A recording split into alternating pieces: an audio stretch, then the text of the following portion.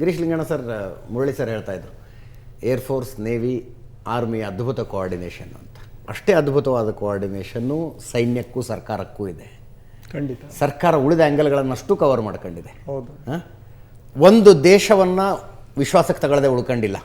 15 ದಿವಸದ ಅವಧಿಯಲ್ಲಿ ಏನು ಮಾಡಿದ್ರು 15 ದಿವಸ ಅಂದರೆ 110 ದೇಶಗಳ ಜೊತೆಗೆ ಮೂರು ದಿವಸದಲ್ಲಿ ಮಾತುಕತೆ ಆಗಿದೆ ರೀ. What is our situation, why we are in a pressure to strike back ಅನ್ನುವ ಎಕ್ಸ್ಪ್ಲನೇಷನನ್ನು 110 ದೇಶಗಳಿಗೆ ಭಾರತ ಕೊಟ್ಟಿದೆ, including UNSC, including United Nations. ದಾಳಿ ಆದ ನಂತರ 30 ದೇಶಗಳ ಜೊತೆಗೆ ಮಾತಾಡಿದ್ದಾರೆ. ಈವನ್ UNSC ಅವ್ರ ಫೇಲ್ಯೂರ್ ಆಯಿತು. ಪಾಕಿಸ್ತಾನ್ ಏನೇ ಅವ್ರಿಗೆ ಜಸ್ಟಿಫಿಕೇಶನ್ ಕೊಡಕ್ಕೆ ಹೋದ್ರು, they told why you launch 2 missiles, this itself is a big problem, ಯಾಕೆ ಟ್ರಯಲ್ ಮಾಡಿದ್ರಿ?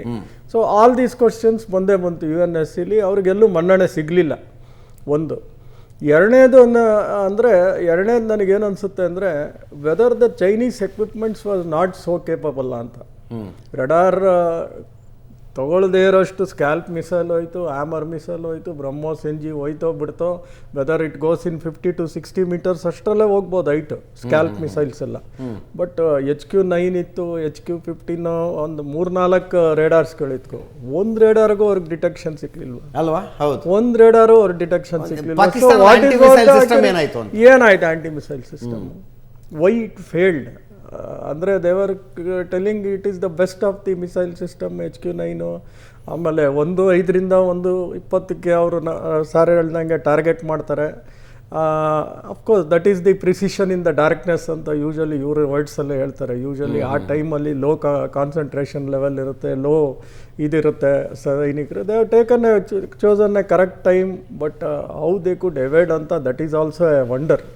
It was the Chinese radar so failure. ಆಮೇಲೆ ಅವರು ಬ್ಯಾಲಿಸ್ಟಿಕ್ ಮಿಸೈಲ್ ಡಿಫೆನ್ಸ್ ಸಿಸ್ಟಮ್ ಇದೆ ಅವ್ರ ಹತ್ರ. ಹೌದು. Why none of the system has worked. None of the system has detected. It has gone to Punjab. It is almost like coming to Delhi. Punjab is the heart.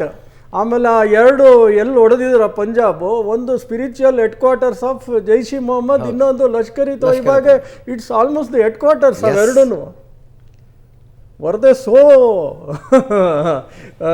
Ignorant about this attack ಅಂತ ಕಳೆದ ವರ್ಷ ಅನ್ಸುತ್ತೆ war head. ಅದೇ ಆ explanation ಭಾಳ ವಿಚಿತ್ರ ಅನ್ನಿಸ್ತಿತ್ತು ನನಗೆ.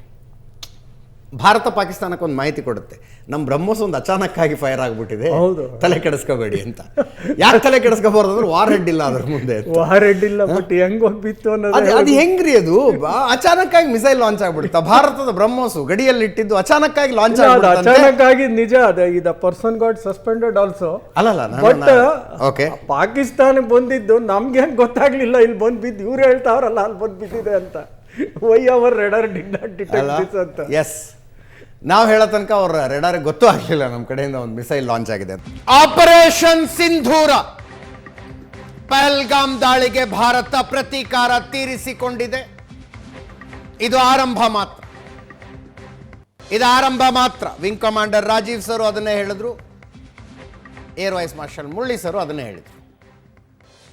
ಪಾಕಿಸ್ತಾನ ಈಗ ಹೇಗೆ ಪ್ರತಿಕ್ರಿಯೆ ಕೊಡುತ್ತೆ ಅನ್ನೋದರ ಬಗ್ಗೆ ಕುತೂಹಲ. ಏನು ಮಾಡದೆ ಪಾಕಿಸ್ತಾನ ಸುಮ್ಮನೆ ಕುಳಿತುಕೊಂಡು ಬಿಡುತ್ತಾ? ಸಾಧ್ಯತೆಗಳು ಬಹಳ ಕಡಿಮೆ, ತುಂಬ ಕಡಿಮೆ. ಈ ದಾಳಿ ಆದ ನಂತರವೇ ಸುದ್ದಿಗಳ ಬಹಳ ಹರಿದಾಡೋದಕ್ಕೆ ಶುರು ಮಾಡಿದ್ವು.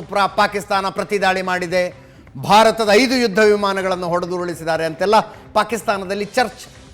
ಎಲ್ಲವೂ ಶುದ್ಧ ಸುಳ್ಳು. Zero loss from India. ಭಾರತದ ಕಡೆಯಿಂದ ಭಾರತಕ್ಕೆ ಝೀರೋ ಲಾಸ್ ಅಂತ ಅನ್ನಿಸ್ತಾ ಇದೆ. ಇಂಥ ಸಂದರ್ಭದಲ್ಲಿ ಆಪರೇಷನಲ್ ಡೀಟೇಲ್ಸ್ಗಳು ಬರಬೇಕಾಗತ್ತೆ. ಗಿರೀಶ್ ಲಿಂಗಣ್ಣ ಸರ್ ಹೇಳ್ತಾ ಇದ್ರು, ಹೇಗೆ ಪಾಕಿಸ್ತಾನದ ರೆಡಾರ್ಗಳನ್ನು ತಪ್ಪಿಸಿ ನಮ್ಮ ಮಿಸೈಲ್ಗಳ ದಾಳಿ ಮಾಡಿದ್ದಾವೆ ಅಂತ.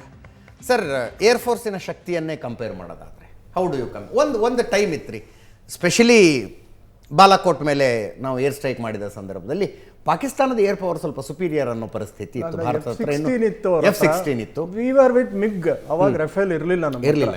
Mirage 2000 would have been better ಆ ಟೈಮಲ್ಲಿ. But I don't know, of course air ಫೋರ್ಸಲ್ಲಿ ಏನೇನಿರುತ್ತೋ ನನಗೆ ಗೊತ್ತಿಲ್ಲ. ಬಟ್ ನಾವು Rafale we have 4.5 generation.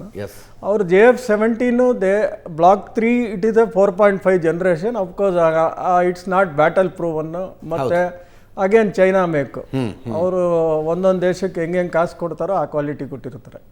So we don't know what type of JF-17 block ಅವ್ರು ಕೊಟ್ಟಿದ್ದಾರೆ ಅಂತಲೂ ನನಗೆ ಗೊತ್ತಿಲ್ಲ.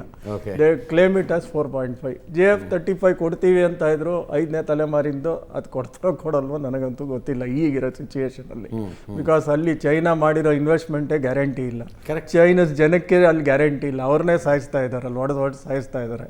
ಆ ಗ್ವಾದರ್ ಪೋರ್ಟ್ಗೆ ಕೊಟ್ಟಿದ್ದ ದುಡ್ಡು ಅವ್ರಿಗೆ ಅಲ್ಲಿರೋರ್ಗೆ ಯಾರಿಗೂ ಪೇಮೆಂಟ್ ಕೊಡದೆ ಅದು ಅರ್ಧ ನಿಂತೋಗ್ಬಿಟ್ಟಿದೆ, ಅದು ನಿಂತೋಗಿದೆ. So how much China will believe and invest more ಗೊತ್ತಿಲ್ಲ ಇವ್ರ ಜೊತೆ. ಆದರೂ ಮೊನ್ನೆ ಮಿಸೈಲ್ಸ್ ಏನೋ ಕೊಟ್ಟಿದ್ದಾರೆ, PL-15 ಅಂತ ಕೊಟ್ಟಿದ್ದಾರೆ, which can reach 450 kilometres. But I don't know how technically supreme ಆಗಿದೆ, ಅದು ನನಗೆ ಗೊತ್ತಿಲ್ಲ. But if they use JF-17 with that PL-15 they may do little damage to us. ಇಲ್ಲ ಅಂತ ಹೇಳೋಕ್ಕಾಗಲ್ಲ, ಇಲ್ಲ ವಿ ಆರ್ ಝೀರೋ, ಅಪಾಯವೇ ಇಲ್ಲ ಅಂತ ಹೇಳೋಕ್ಕಾಗಲ್ಲ. ಯಾವ ಏರಿಯಾಲ್ ಬೀಳುತ್ತೆ ಹೇಳೋಕ್ಕಾಗಲ್ಲ. ವೆದರ್ ಅವರ ballistic missile defence system can of course even iron ಡೋಮಲ್ಲೂ 100ರಲ್ಲಿ 1-2 ಬಿದ್ದಿತ್ತು ಅಲ್ವಾ, ಡ್ಯಾಮೇಜ್ ಮಾಡೇ ಮಾಡುತ್ತೆ. Of course even we have the BMD S-400 ಎಲ್ಲ ಇರ್ಬೋದು, ಕಣ್ ತಪ್ಪಿಸಿ ಏನಾರು ಬಿದ್ದರೆ ಏನು ಡ್ಯಾಮೇಜ್ ಮಾಡುತ್ತೆ ಅದು ಗೊತ್ತಿಲ್ಲ.